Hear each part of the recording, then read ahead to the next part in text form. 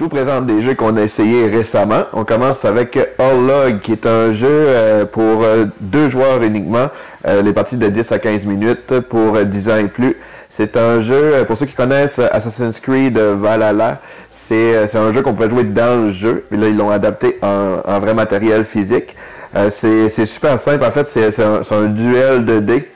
C'est le premier joueur qui va réussir à retirer les pierres de l'autre joueur. Puis pour faire ça, mais on a le droit à 3 lancers. Donc le premier joueur va lancer tous ses dés dans son bol. Et on a le droit de relancer les dés qu'on veut jusqu'à un maximum de 3 lancers total. Ensuite, quand le premier joueur a terminé, lui qui se défend va faire la même chose de son côté. Et quand que les 2 joueurs ont fait de leur lancer, mais on résout les attaques. Puis la manière que ça marche, c'est que une hache, par exemple, va faire un dommage à une personne, sauf s'il y a un casque pour se protéger. Les flèches vont faire un dommage, à condition, sinon on peut se protéger avec un bouclier. Et on a les mains ici qu'on peut venir voler des jetons comme ça, qui nous sert principalement à activer les faveurs des dieux. Fait qu'il y a plein de types de faveurs des dieux différents. Il y en a pour faire des parties complètement différentes. Puis ça donne un peu des genres de petites habilités spéciales qui vont faire des multiplicateurs à certains types de dés. Donc ça rend le jeu plus dynamique, plus intéressant. Fait que c'est simple, c'est quand même c'est le fun. Le matériel est vraiment beau. Fait que la manipulation est tripante, lancer dans les bols, c'est le fun. Donc c'est All Log. On a ensuite essayé It's a Wonderful Kingdom. C'est un jeu pour 1 à 2 joueurs, 14 ans et plus, il est parti environ 45 minutes. C'est une adaptation pour jouer solo ou à 2 joueurs du jeu It's a Wonderful World, qui était vraiment bon, c'est sorti quelques années passées. On retrouve la même mécanique principale de jeu qu'on va construire des cartes. On va aller chercher des ressources qu'on va mettre sur des cartes. Quand les cartes ils sont complètement remplies, on peut venir les mettre dans notre domaine. Ça va nous aider à faire, lors de la phase production, plus de ressources. Et à la fin de la partie, souvent des cartes qui ont des bonus de points aussi. Ici, la différence, c'est que c'est un jeu principalement pour 2 joueurs ou jouer en solo. Et c'est la mécanique de draft qui donne beaucoup son charme au jeu. J'ai particulièrement aimé ça.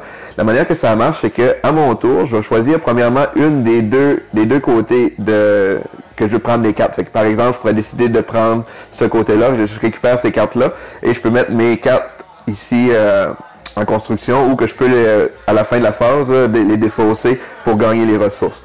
Mais là où que le jeu prend plus son sens, c'est qu'après avoir pris les cartes, je vais après ça choisir dans ma main une carte deux cartes en fait que je vais devoir déposer un ou l'autre des côtés. Fait que je peux les mettre les 2 du même côté ou en mettre une de chaque côté, peu importe comment je les place. C'est sûr que si je mets des bonnes cartes toutes du même côté, le prochain joueur, lui, il va devoir choisir un des 2 côtés, fait qu'il va prendre le côté le plus intéressant. Là aussi que la dynamique là, de placement de cartes est vraiment le fun, c'est qu'il y a plusieurs cartes aussi avec des négatifs dessus, comme celle-là par exemple.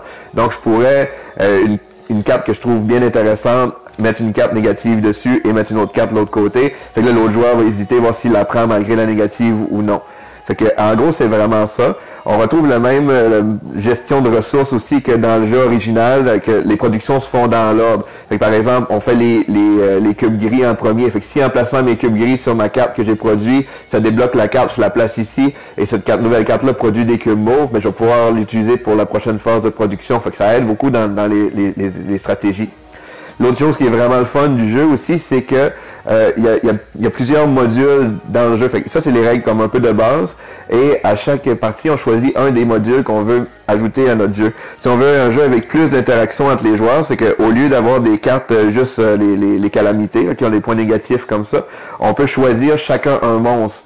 Fait qu'il y a plusieurs monstres en jeu. Chaque joueur au début de la partie choisit un monstre. Puis chaque monstre ont chacun leur habilité. Mais c'est le même principe. Les cartes, on va les mettre dans une des sélections. Mais c'est juste que le joueur qui va les récupérer, il va falloir qu'il les gère de façon différente. Là. Il y a aussi des cartes là, qui nous donnent des habilités personnelles. Il y a un plateau qui donne des objectifs de fin de partie ou des récompenses pendant la partie là, selon ce qu'on réussit à accomplir. Puis l'autre chose aussi que j'ai oublié de mentionner, c'est qu'on a chacun 2 jetons qu'on peut utiliser pendant la partie. En fait, on peut les utiliser les 2 une fois par manche. Puis ça nous permet de jouer une carte cachée. Fait qu'on peut décider de utiliser une carte, puis mettre une de nos deux cartes cachées. Et là, ça aide un peu le bluff dans le jeu, là, de j'ai-tu mis une bonne carte ou une mauvaise carte. Là. Fait que ça rend la partie vraiment intéressante. Là. Je l'ai beaucoup aimé. J'ai joué avec mon garçon 2 parties en ligne, puis ça a été un gros succès. Donc c'est It's a Wonderful Kingdom. On a aussi joué à Fort, qui est un jeu pour 2 à 4 joueurs. Les parties d'environ 30 minutes pour 10 ans et plus. C'est un jeu un peu dans l'univers de Root, mais c'est complètement différent. Ici, c'est plus un deck building avec une belle interaction entre les joueurs. C'est pas trop compliqué non plus, fait que on a bien aimé. La façon que ça fonctionne, c'est que comme un deck building, on a chacun notre pioche. On va avoir des cartes qu'on va vouloir jouer. Mais la différence dans le jeu ici, c'est que premièrement, au début de notre tour, on doit commencer par défausser les cartes qui sont dans notre jardin. Vous allez comprendre plus tard qu'est-ce que ça fait, mais là, on défausse les cartes comme ça. Et ensuite, on choisit une carte qu'on veut faire l'action dessus. Fait que si, admettons que je joue cette carte-là, ben là, je vais pouvoir faire... En fait, tous les joueurs qui veulent défausser une planche à roulettes vont pouvoir faire cette action-là, qui vont pouvoir gagner une pizza par planche à roulettes. Ou, là, moi, je pourrais faire cette section-là, mais là, vu qu'elle est réservée uniquement aux joueurs à qui c'est le tour. La fin, c'est qu'on peut juste faire une action par tour, mais on peut racheter des cartes avec les symboles pour l'améliorer. Donc, si, par exemple, j'ai une autre planche à roulettes dans ma main, mais là, je pourrais faire cette action-là. Fait que là, ça me donnerait deux pizzas, vu que j'ai 2 planches à roulettes, comme ça. Donc, c'est vraiment bien. Ensuite, quand on a terminé nos actions, ces cartes-là, on les défausse et toutes les autres cartes qu'on n'a pas jouées, on les met disponibles dans notre jardin, comme ça. Et ensuite, on a le droit d'aller prendre une carte dans soit le jardin des autres joueurs ou dans le parc. Fait qu'on peut venir, par exemple, je pourrais prendre la carte d'un joueur ici et la mettre comme ça dans ma défausse.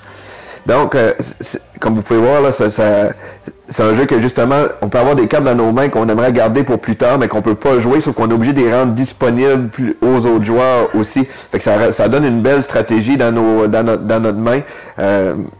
Par rapport à qu'est-ce qu'on veut garder, qu'est-ce qu'on veut jouer, de peur de se faire voler par les autres joueurs.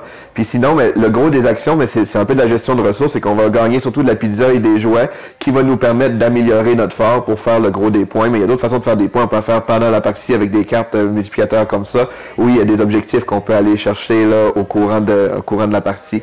Donc c'est très bien, c'est une belle dynamique, c'est différent des autres deck building qu'on a joué jusqu'à maintenant. Donc ça vaut la peine de l'essayer. C'est fort.